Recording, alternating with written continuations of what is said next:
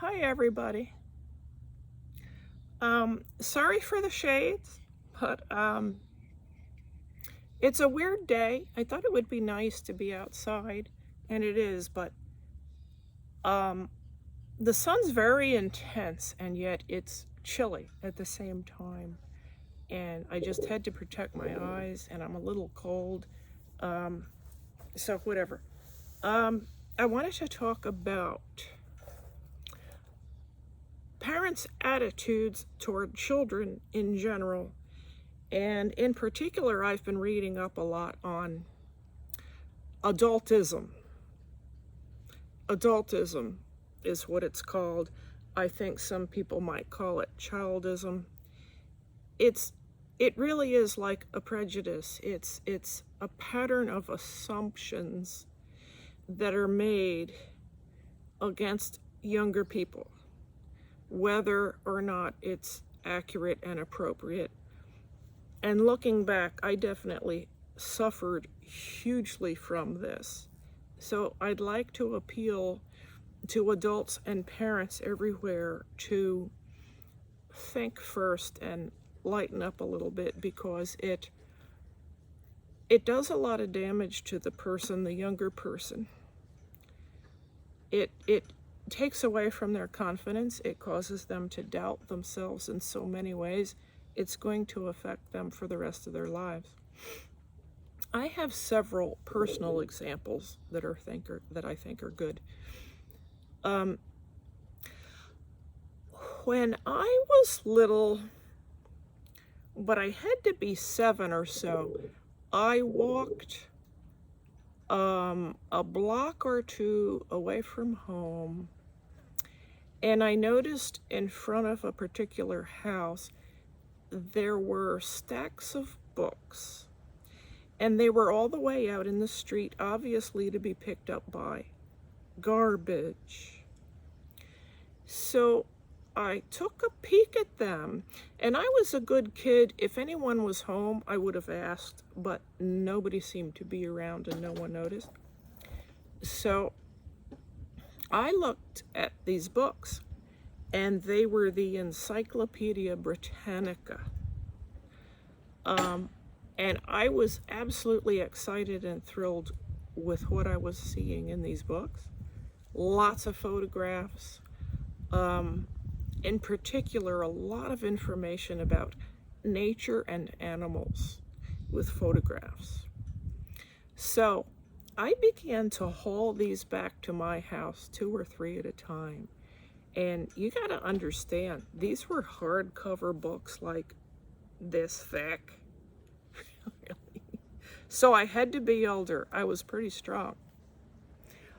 So I hauled them back to my house, and I showed them to my mother, and I said, Mom, these were going out with the garbage. And she saw it as an opportunity to get something educational for free, so she was good with it. And I loved those books. I loved those books. I would look through them.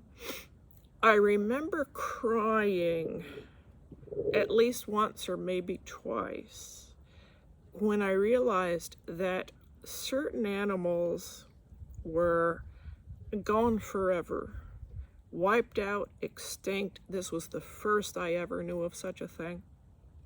The quagga, for example, which is a relative of the zebra, only their numbers were smaller. They were only partly striped. I don't know why, but they got completely wiped out for their hides. Also, I think it was called the Tasmanian wolf of Australia, a fascinating animal that was kind of canine-like, but also had a thick tail and it had stripes. Gone. The last living example died in a zoo. This was a wake-up kind of a thing for me, and it made me really sad. But I remembered, because of being interested, I remembered everything. Everything in particular about animals from these encyclopedias. I saw that there are different colors of bears and wolves, for example. I had never known there were black wolves with beautiful yellow eyes. I had never known there were white wolves. Red wolves, gray wolves, they don't all look the same. And I would remember my references in this way. I wouldn't remember the page number, but I didn't need to. I could remember how far into the book I was, and then I could also remember, was the picture I wanted on the left or the right, and also was it toward the top or the bottom. And the same with printed information. So I remember one day my father had a friend of his over, and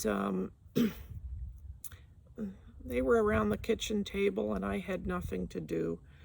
And I liked this man.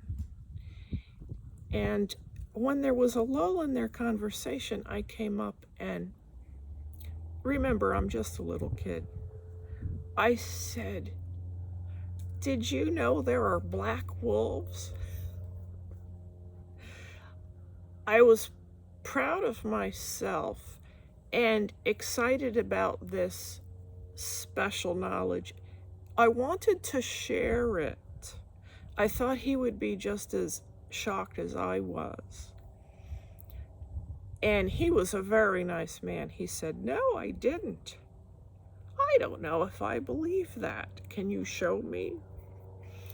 So I ran into the den, got the encyclopedia, the right one, opened it up. It only took me 2 minutes to find the illustration I wanted.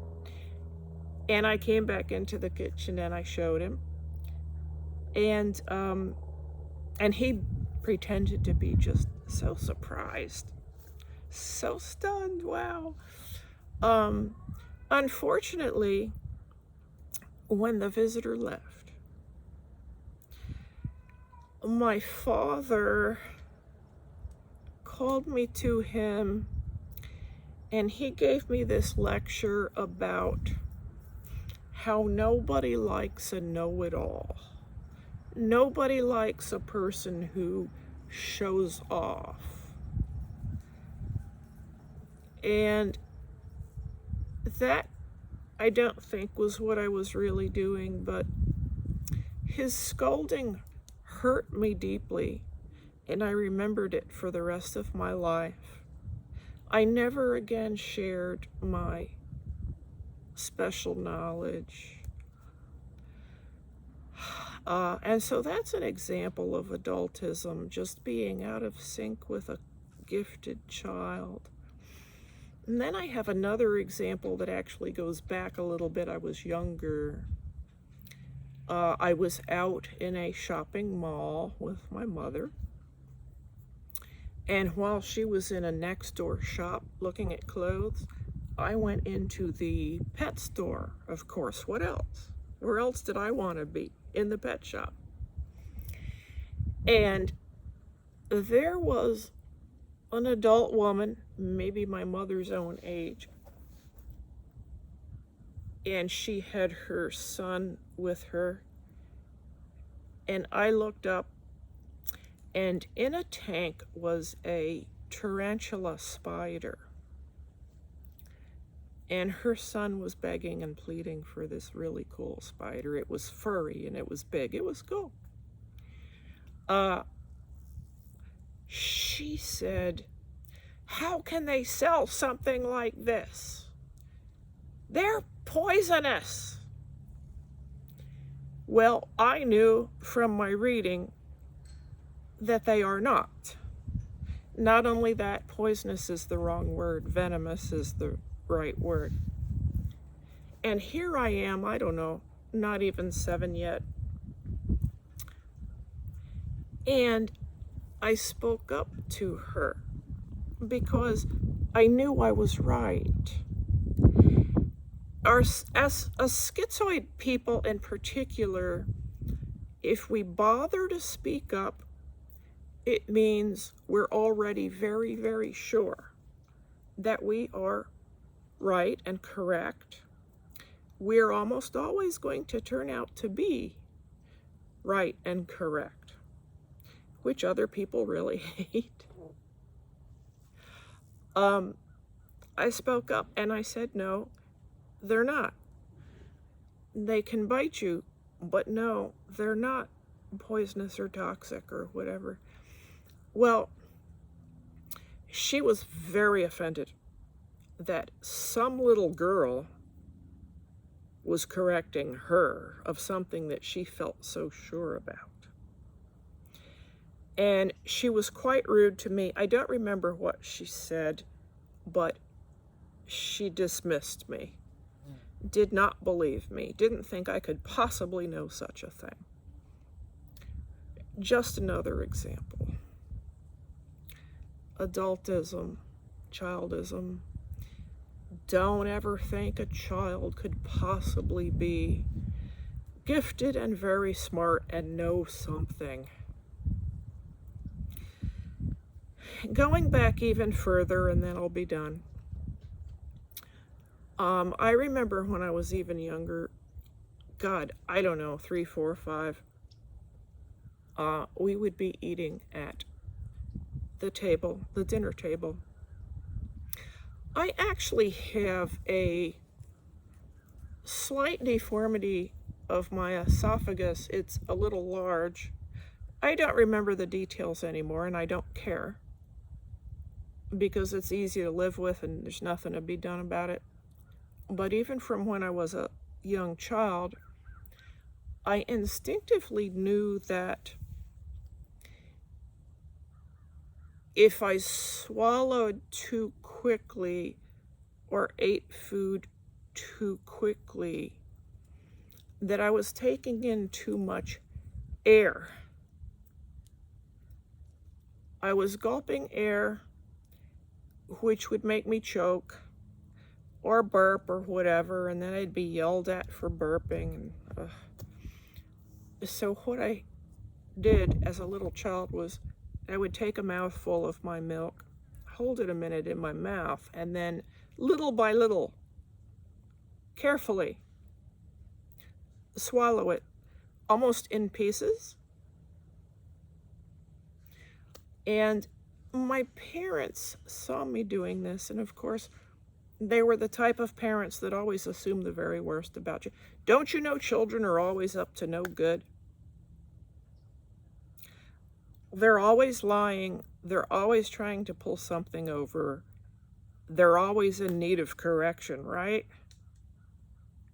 So I was harassed and yelled at constantly for playing with my food. Stop playing with your food. I had no idea what they were talking about. I had no idea what to do.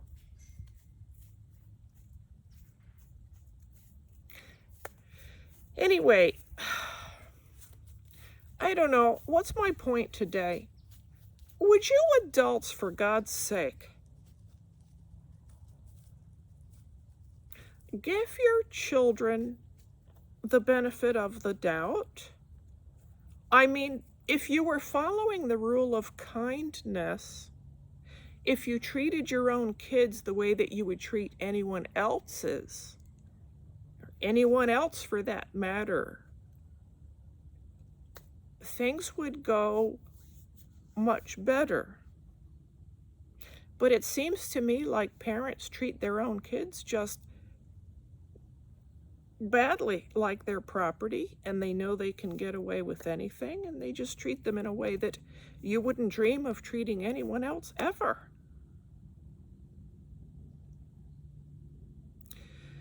All right, I kind of vented today, but like I said, I've been reading up on adultism, and I think that in the future, I think things are already changing, and I think in the future, I hope to God this will become very important and changes will come about.